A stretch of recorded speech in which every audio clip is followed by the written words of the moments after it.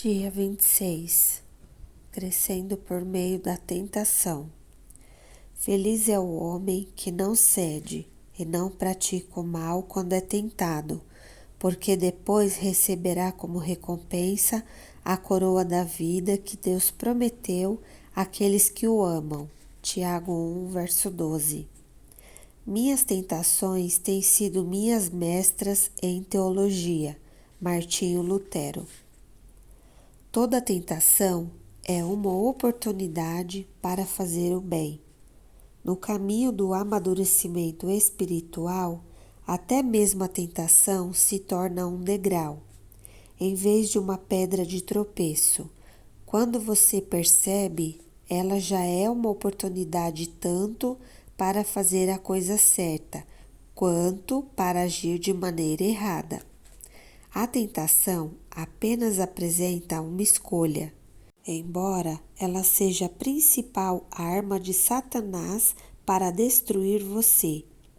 Deus quer utilizá-la para fortalecê-lo. Toda vez que você escolhe fazer o bem, em vez de pecar, está desenvolvendo o caráter de Cristo. Para compreender isso, você deve primeiro identificar as qualidades do caráter de Jesus. Uma das mais concisas descrições de seu caráter é o fruto do Espírito. Quando o Espírito Santo controla a nossa vida, ele produz os seguintes frutos em nós: amor, alegria, paz, paciência, bondade, benignidade, fidelidade, mansidão e domínio próprio. Gálatas 5, verso 22 e 23. Essas 9 qualidades são uma expansão do grande mandamento e constituem uma bela descrição de Jesus Cristo. Ele concentra de modo perfeito, numa única pessoa, o amor, a alegria, a paciência e todas as outras virtudes mencionadas. Ter o fruto do Espírito Santo é ser semelhante a Cristo. Mas como o Espírito Santo produzirá em sua vida esse fruto com 9 qualidades? Ele as cria de modo instantâneo? Será que um dia, ao se levantar pela manhã, você será repentinamente abastecido de forma plena com essas características? Não. O fruto sempre se desenvolve e amadurece lentamente. Esta afirmação é uma das mais importantes verdades espirituais que você poderá aprender. Deus desenvolve fruto do Espírito em sua vida, permitindo que você vivencie situações nas quais será tentado a exteriorizar uma qualidade exatamente oposta. O desenvolvimento do caráter sempre envolve uma escolha, e a tentação propicia essa oportunidade.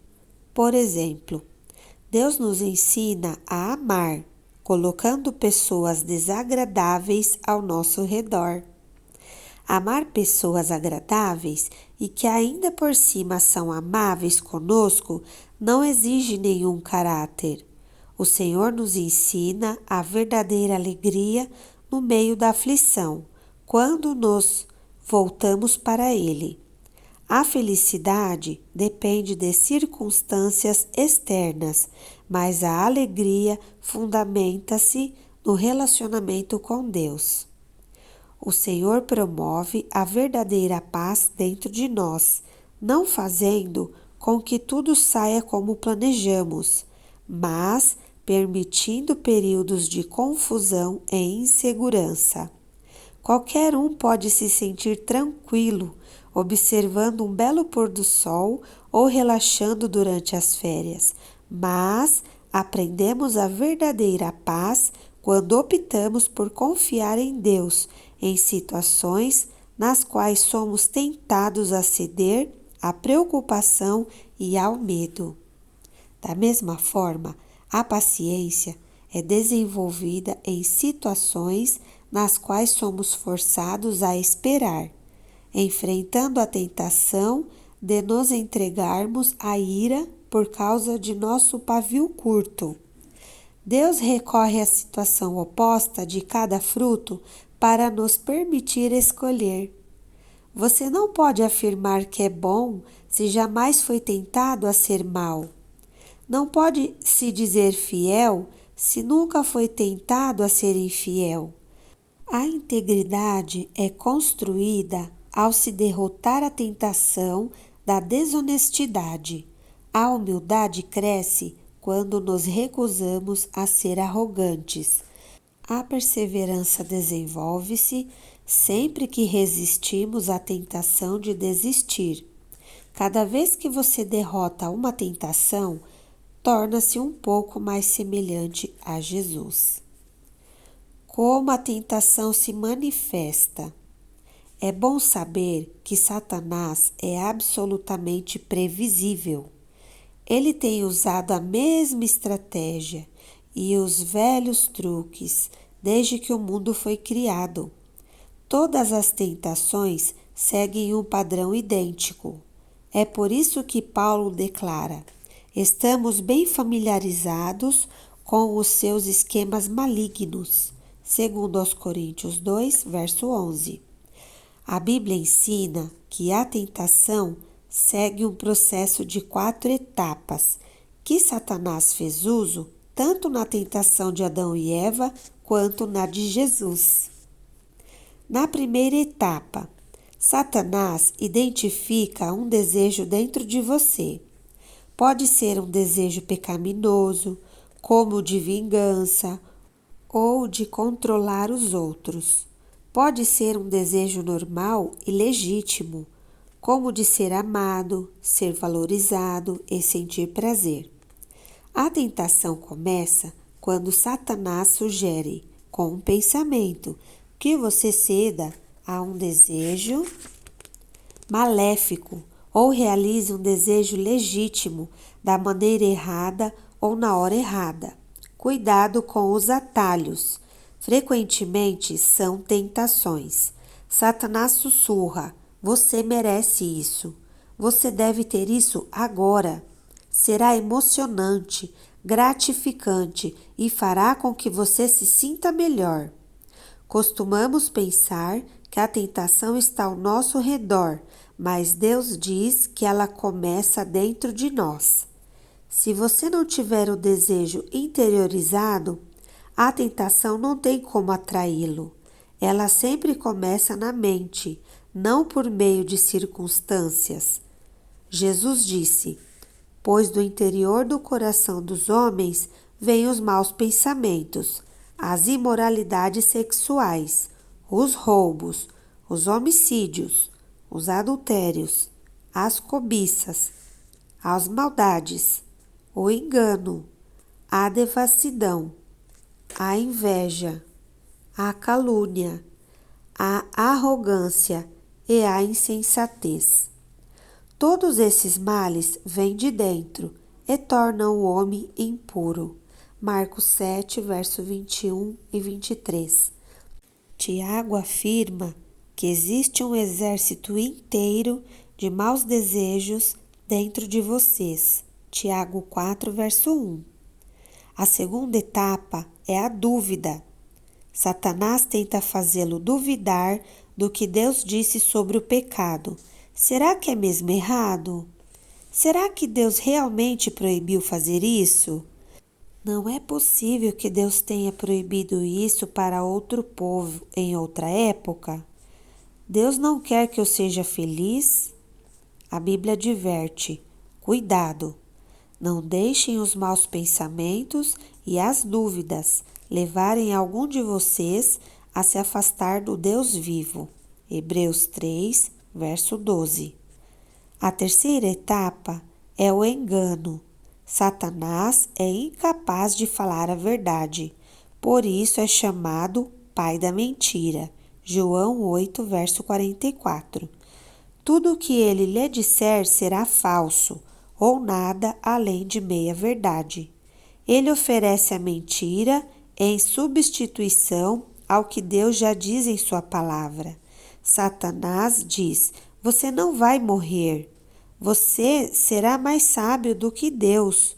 Você não pode ser punido por isso. Ninguém vai saber. Isso vai resolver seus problemas. Além do mais, todos estão fazendo isso. É um pecado insignificante.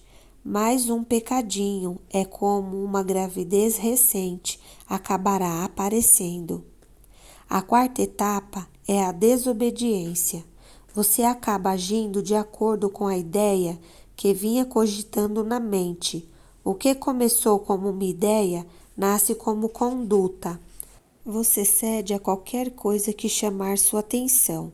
Acredita nas mentiras de Satanás e cai na armadilha sobre a qual Tiago nos alerta.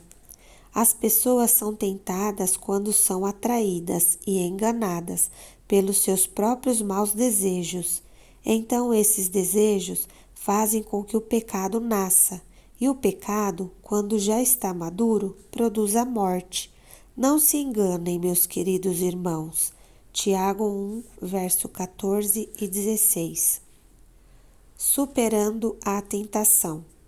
Compreender como a tentação se manifesta é bastante proveitoso, mas alguns passos são necessários para que você venha superá-la. Recuse-se a ser intimidado. Muitos cristãos são aterrorizados e aviltados por pensamentos tentadores, sentindo-se culpados por não estarem fora do alcance da tentação. Eles sentem vergonha pelo simples fato de terem sido tentados, sinal de que não entendem o verdadeiro significado de maturidade espiritual. Você jamais se livrará da tentação. Em certo sentido, você pode considerar a tentação um elogio. Satanás não precisa tentar aqueles que já fazem a vontade dele, pois já lhe pertencem. A tentação é um indício de que Satanás odeia você, mas não um sinal de fraqueza ou de vida profana.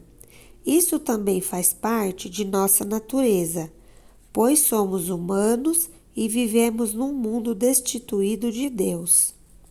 Não fique surpreso, abalado ou intimidado por isso. Seja realista quanto à inevitabilidade da tentação. Você jamais poderá evitá-la completamente. A Bíblia diz: quando chega a tentação, mas não se chega a tentação.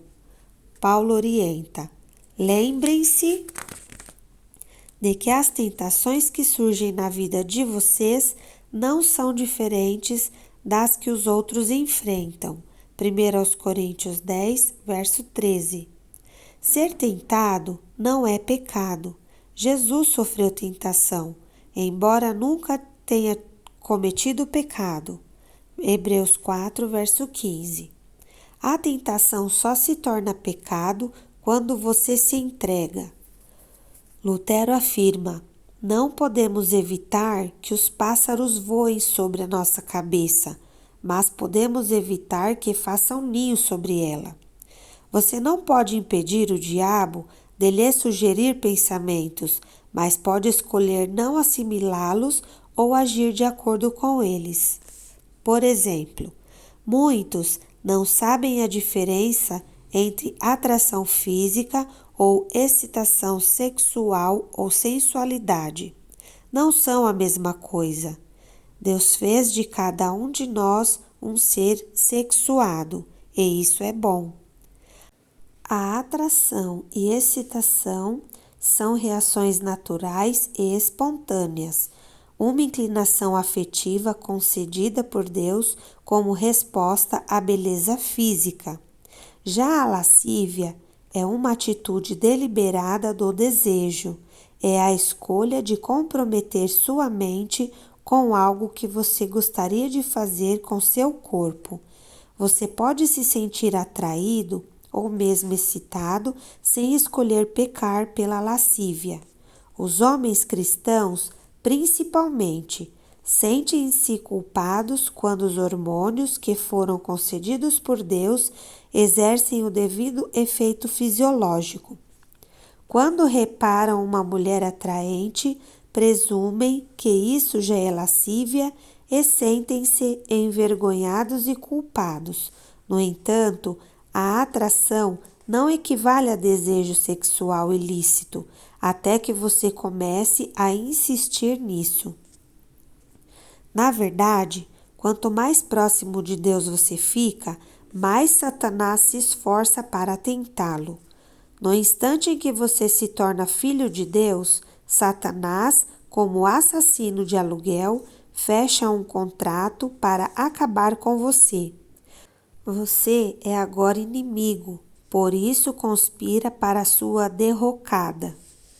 Às vezes, enquanto você está orando, Satanás sugere um pensamento mau ou bizarro, apenas para distraí-lo e envergonhá-lo. Não fique assustado ou envergonhado com isso. Entenda que Satanás teme suas orações e tentará de tudo para impedi-las. Em vez de ficar se condenando com indagações do tipo: como pude pensar uma coisa dessas? Considere isso uma distração provocada por Satanás e volte imediatamente a se concentrar em Deus. Reconheça seu padrão de tentação e prepare-se. Há situações que o deixam mais vulnerável a tentações do que outras. Algumas circunstâncias farão você tropeçar quase imediatamente, enquanto outras não incomodarão muito. São situações preparadas para atacar seus pontos fracos e você precisa também identificá-los, pois Satanás certamente os conhece. Ele sabe exatamente o que pode fazer você cair e trabalha incessantemente para cercá-lo com essas circunstâncias. Pedro adverte: estejam sempre atentos, o diabo está querendo atacar e não quer outra coisa senão apanhar vocês desprevenidos. 1 Pedro, capítulo 5, verso 8. Pergunte a você mesmo: quando sou mais tentado? Em que dia da semana? A que hora do dia? Pergunte: em que lugar sou mais tentado? No trabalho? Em casa?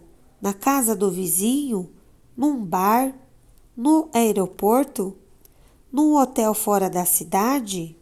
Pergunte: quem está comigo nos momentos em que sou mais tentado? Amigos? Colegas de trabalho? Uma multidão de estranhos? Sou mais tentado quando estou só? Pergunte também: como normalmente estou me sentindo quando sou mais tentado? Pode ser quando você está cansado, solitário, entediado, deprimido ou sob pressão. Ou talvez quando está magoado, zangado, preocupado, ou ainda após um grande sucesso ou momento de enlevo espiritual. Você deve identificar seu padrão de tentação e então se preparar, a fim de evitar tais situações tanto quanto possível. A Bíblia nos adverte continuamente em nos prevenirmos para enfrentar a tentação.